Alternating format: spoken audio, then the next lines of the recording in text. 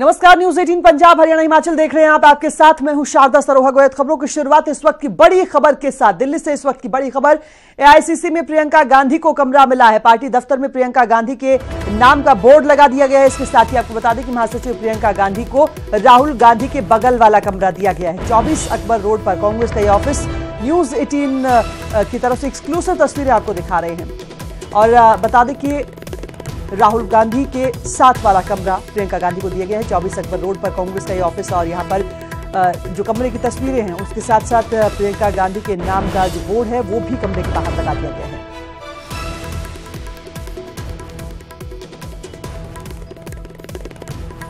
दिल्ली से बड़ी खबर, तस्वीरें आप देख सकते हैं। एआईसीसी में प्रियंका गांधी को यह कमरा मिला है।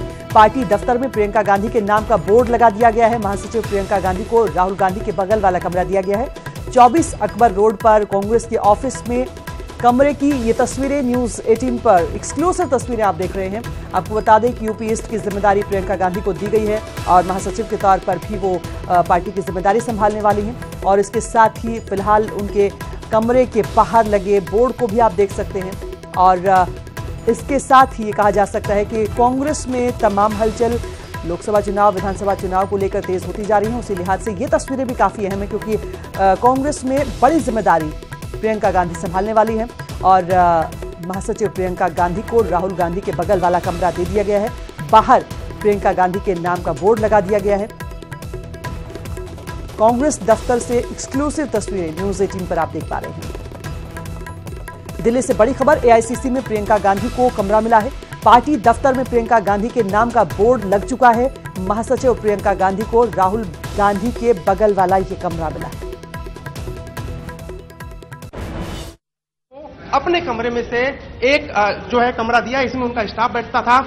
प्रियंका गांधी जब से देश लौटी हैं विदेश से, उसके बाद से ही लगातार बैठकों का दौर जारी है। उत्तर प्रदेश की टीम के साथ वो बैठक कर रही हैं। कहा जा रहा है कि अगले 24 से 48 घंटे में वो चार्ज भी ले लेंगे और उसके बाद फुल एक्शन में प्रियंका गांधी पार्टी को संभालने की उत्तर प्रदेश में जो जिम्मेदारी दी गई है उसका निर्वहन करेंगी। तो प्रियंका गांधी सक्रिय राजनीति में उनके आने का बहुत दिनों से इंतजार हो रहा था कांग्रेस के लोगों को, रणनीतिकारों को, और अब full fledge Priyanka Gandhi 24 Akbar road Congress मुख्यालय से अपने राजनीति की शुरुआत करेंगे। कैमरामैन गणेश के साथ अरुण सिंह, न्यूज 18 इंडिया, दिल्ली। भाई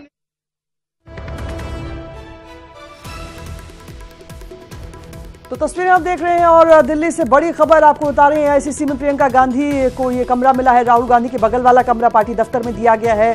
बाहर प्रियंका गांधी के नाम का बोर्ड लगा दिया गया है। और अब से कह सकते हैं कि आधिकारिक तौर पर प्रियंका गांधी राजनीति में सक्रिय होने जा रही हैं। तमाम जिम्मेदारियां कांग्रेस पार्टी को संभालने वाली हैं। खासतौर पर यूपी ईस्ट की जिम्मेदारी उनके कंधों पर रहेगी।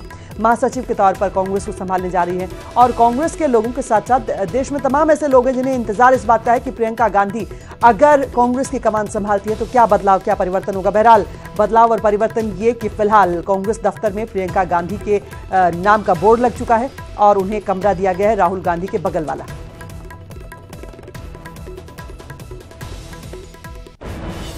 बहन को अपने कमरे में से एक जो है कमरा दिया, इसमें उनका स्टाफ बैठता था। प्रियंका गांधी जब से देश लौटी हैं विदेश से, उसके बाद से ही लगातार बैठकों का दौर जारी है। उत्तर प्रदेश की टीम के साथ वो बैठक कर रही हैं। कहा जा रहा है कि अगले 24 से 48 घंटे में वो चार्ज भी ले लेंगे और उसके बाद फुल एक्शन में प्रियंका गांधी पार्टी को संभालने की उत्तर प्रदेश में जो जिम्मेदारी दी गई है उसका निर्वहन करेंगी। तो प्रियंका गांधी सक्रिय राजनीति में उनके आने का बहुत दिनों से इंतजार हो रहा था कांग्रेस के लोगों को, रणनीतिकारों को, और अब full fledge Priyanka Gandhi 24 Akbar road Congress मुख्यालय से अपने राजनीति की शुरुआत करेंगे। कैमरामैन गणेश के साथ अरुण सिंह, न्यूज 18 इंडिया, दिल्ली।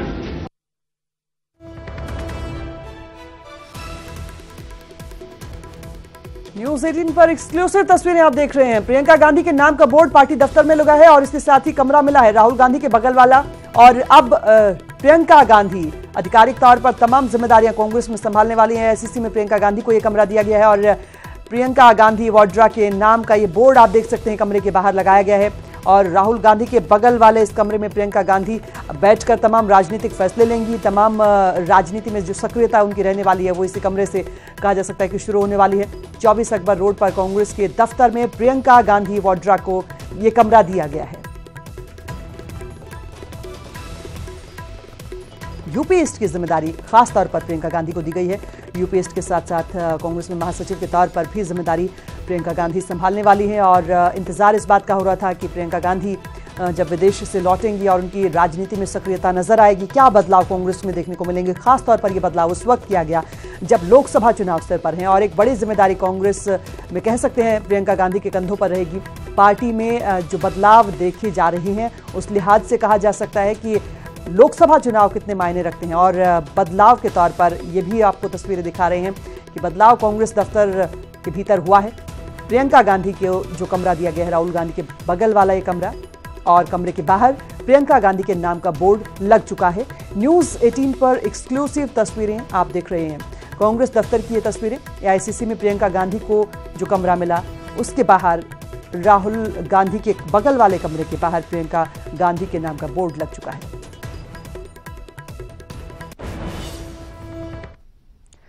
आगे बढ़ते हैं, बड़ी खबर रोहतक से ले रहे हैं। दिन दहाड़े स्कूल वैन चालक पर फायरिंग का मामला सामने आया। स्कूल वैन चालक पर 2 युवकों ने गोली चलाई है और स्कूल वैन का जो चालक है, जो ड्राइवर है, वो बाल बाल बचा है इस हमले में। स्कूल के बच्चों को लेने के लिए वैन चालक यहां पर पहुंचा था। फिलहाल ये भी बता दें कि सीसीटीवी में पूरी वारदात कैद हो चुकी है और साईदास कॉलोनी का ये पूरा मामला बताया जा रहा है।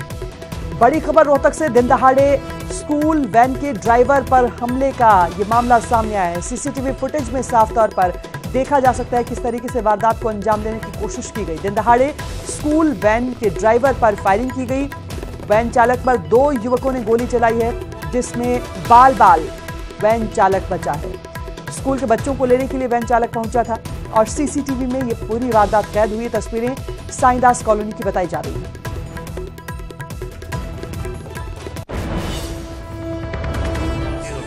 बच्चे बिठाने थे यहाँ से, एकदम से 2 बंदे आए थे। एक ईटा रहा था, एक पिस्टल ले रहा था। कंडक्टर साइड की खिड़की खोल के उसने फायर कर दी। फिर मैं नीचे उतरा, उसने दूसरी फायर करी, वो हवा में होगी। दूसरे ने ईट मारी, फिर मैं यहाँ से भाग गया। नहीं, मैं नहीं पहचानता सर, ना मेरी कोई रंजिश किसी के साथ भी नहीं है। रोहतक में साईदास कॉलोनी का पूरा मामला और एक स्कूल वैन के ड्राइवर पर दिन दहाड़े हमला हुआ है। तस्वीरें सीसीटीवी फुटेज में साफ तौर पर देखी जा सकती हैं। खबर पर अपडेट के साथ सहयोगी धीरेन्द्र हमारे साथ जुड़े हैं। धीरेन्द्र, पुलिस कैसे इस पूरे मामले को देख रही है? देखिए, सुबह जब ये घटना हुई उस वक्त हालांकि गली में आदमी आ जा रहे थे।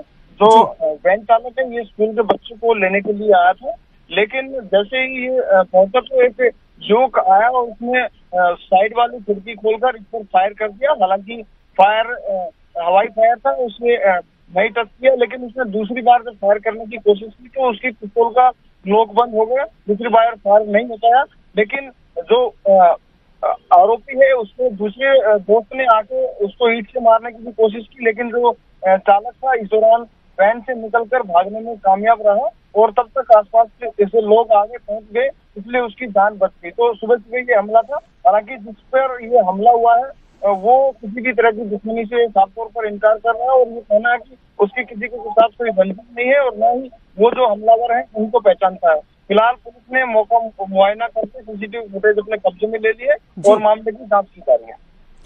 बहुत शुक्रिया धीरेन्द्र तमाम जानकारी के लिए। रोहतक से ये तस्वीरें हैरान करने वाली हैं। दिन दहाड़े बदमाशों का हौसला कितना बुलंद है ये समझा जा सकता है इस सीसीटीवी फुटेज को देखने के बाद। स्कूल वैन का एक ड्राइवर बच्चों को लेने के लिए पहुंचता है, लेकिन वैन के ड्राइवर पर जानलेवा हमला किया जाता है और इसके बाद इस हमले में वैन ड्राइवर बाल बाल बचा, लेकिन पुलिस को दी गई शिकायत के मुताबिक किसी पर शक जाहिर नहीं किया गया है।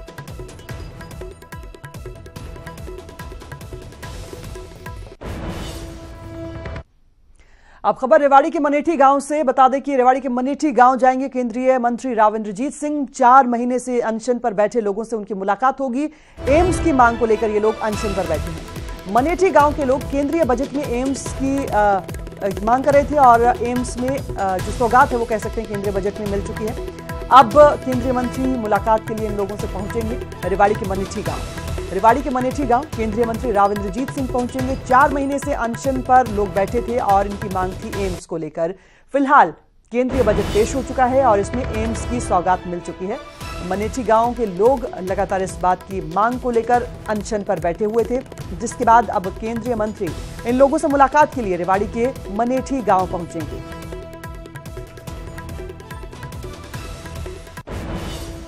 इसके ऊपर हम सभी को उम्मीद थी और आज उन लोगों को उठाने जा रहा हूं जो मनेठी के अंदर पिछले 3 महीने से बैठे हुए धरना के ऊपर और जिन्होंने 200 एकड़ भूमि इस एम्स के लिए दी है। हम चाहते हैं कि शिलान्यास 12 तारीख को हो जाए, जबकि प्रधानमंत्री कुरुक्षेत्र जा रहे हैं। तो जितनी कागजी कार्रवाई होती है उसको भगदड़गी के अंदर हम पूरी करने की कोशिश कर रहे हैं और उम्मीद करते हैं कि 12 तारीख को इसका शिलान्यास रख दिया। जाहिर तौर पर समझा जा सकता है कि 4 महीने से लोग अनशन पर थे, अपनी नाराजगी जता रहे थे, एक मांग को लेकर अनशन पर बैठे हुए थे। अब जब घोषणा हुई है तो केंद्रीय मंत्री वहां पहुंचेंगे, लोगों को अनशन से उठाने का काम करेंगे। खबर पर अपडेट के साथ सहयोगी पवन कुमार हमारे साथ फोन लाइन पर जुड़े हैं। पवन, ये जो स्थिति देख रहे हैं, क्या बीजेपी इसे अपने पक्ष में देखेगी या फिर नाराज लोगों को मनाने की एक कवायद कह सकते हैं? जरूर देखिए, बिल्कुल एक ये बड़ी बात कह सकते हैं रेवाड़ी के लिए कि लंबे समय से संघर्ष कर रहे थे और जो इलाके खास तौर पर दक्षिण हरियाणा के जो लोग थे वो बीजेपी से नाराज थे। यहाँ के जो केंद्रीय मंत्री राव इंद्रजीत सिंह सांसद है गुड़गांव लोकसभा से, उनसे खासे यहाँ नाराज थे।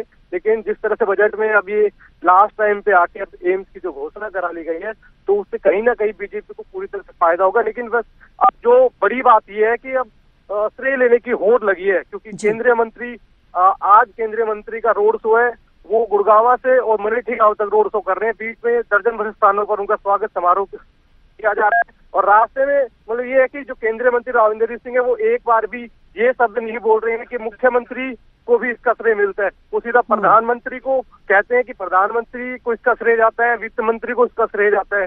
तो ये सब बातें हैं और अभी कुछ देर बाद वो मनेठी गांव पहुंचेंगे, जहां जो धरना लगभग 4 महीनों से जारी था उस धरने को समाप्त कराएंगे और वहां जनसभा को संबोधित करेंगे। जी बिल्कुल पवन, बहुत शुक्रिया तमाम जानकारी के लिए। तो जाहिर तौर पर एक सौगात केंद्र के बजट में मिली है, लेकिन इस पर भी पार्टी के भीतर ही सियासत जरूर देखने को मिलेगी। आपको समझाने की भी कोशिश करें, दरअसल केंद्रीय बजट में रेवाड़ी के मनेठी गांव में एम्स बनने को मंजूरी मिली तो बीजेपी में श्रेय लेने की होड़ भी शुरू हो गई है। बीजेपी का एक धड़ा इसे श्रेय को लेकर जब बात करता है तो मुख्यमंत्री को श्रेय देता है, जबकि दूसरा तबका इसे केंद्रीय मंत्री राव इंद्रजीत सिंह के प्रयासों का नतीजा बता रहा है।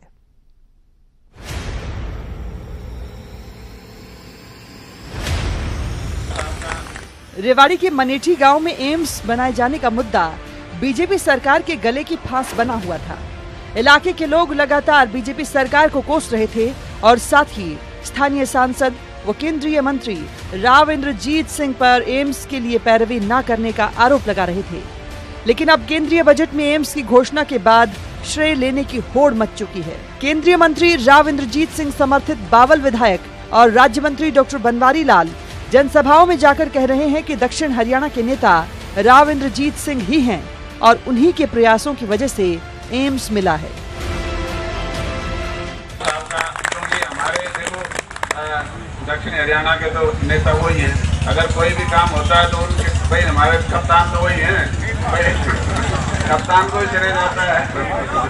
तो हम राव साहब को पूरा अपना देते हैं धन्यवाद और उनका आभार व्यक्त करते हैं। उधर रेवाड़ी से विधायक रणधीर सिंह कापड़ीवास एम्स लाने का सारा श्रेय मुख्यमंत्री मनोहर लाल को दे रहे हैं। कापड़ीवास का कहना है कि दक्षिण हरियाणा के 11 विधायकों और जनता के सहयोग से एम्स मिला है। उन्होंने कहा कि मुख्यमंत्री ने ही घोषणा की थी और उन्होंने ही घोषणा को पूरा करवाया। वो ये कोशिश करते हैं कि जो मैं घोषणा करूं वो पूरी करूं और उन्होंने ये घोषणा जो की अपनी पूरी करके दिखाई। आपको बता दें कि मुख्यमंत्री मनोहर लाल ने साल 2015 में बावल में रैली करके मनेठी में एम्स खोले जाने की घोषणा की थी। घोषणा पर काम नहीं हुआ तो इलाके के लोग 2 अक्टूबर 2018 से अनिश्चितकालीन धरने पर बैठ गए। इस धरने का राजनीतिक फायदा लेने के लिए विपक्षी पार्टियों के दिग्गज नेता भी धरना स्थल पर पहुंचे। ऐसे में बीजेपी के लिए एम्स की घोषणा बेहद जरूरी हो गई थी और अब जब घोषणा हो गई है तो पार्टी के अंदर इसका श्रेय लेने की होड़ मच गई है। रेवाड़ी से पवन कुमार, न्यूज़ 18 हरियाणा। बीजेपी के बाद अब बात इनेलो की करेंगे, जिसकी मुश्किलें लगातार बढ़ती जा रही है। दरअसल हरियाणा में इनेलो और बसपा के बीच चुनावी गठबंधन टूटने की कगार पर है। बसपा सुप्रीमो मायावती ने लोकसभा चुनाव के मद्देनजर हरियाणा में गठबंधन की समीक्षा करने के बाद ये संकेत दिए हैं। मायावती ने साफ कर दिया है कि चौटाला परिवार के एक होने पर ही बसपा और इनेलो के साथ गठबंधन रह सकता है और बसपा इनेलो के साथ गठबंधन का चुनाव लड़ सकती है। यानी फिलहाल गठबंधन के बने रहने के आसार बेहद कम हैं।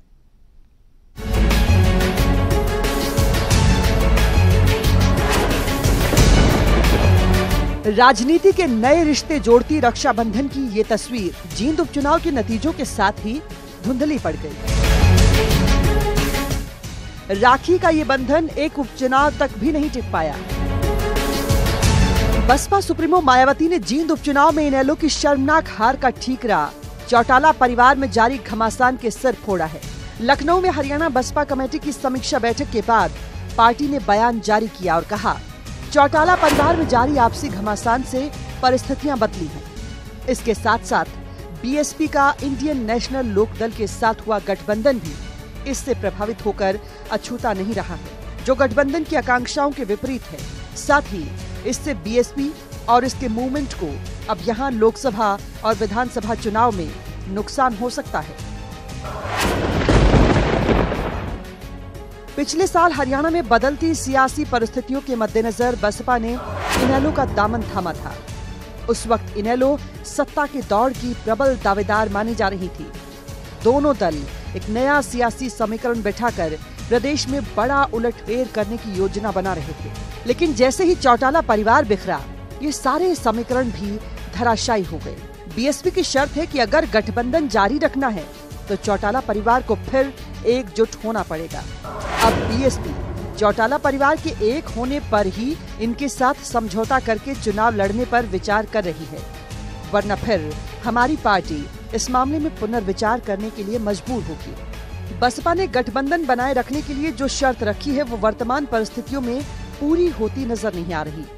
गौरतलब है कि इससे पहले दोनों दलों ने साल 1998 में मिलकर लोकसभा चुनाव लड़ा था, जिसमें बसपा को 1 और इनेलो को 4 सीटों पर जीत हासिल हुई थी। लेकिन विधानसभा चुनाव में दोनों अलग अलग शायद बीते कुछ साल इनेलो के लिए सही नहीं बैठे हैं। पहले बीजेपी से रिश्ता टूटा, फिर अकाली दल से किनारा हुआ, चौटाला परिवार टूटकर बिखर गया और अब राखी के बंधन पर सियासत भारी पड़ गई है। Bureau report, news 18 Haryana.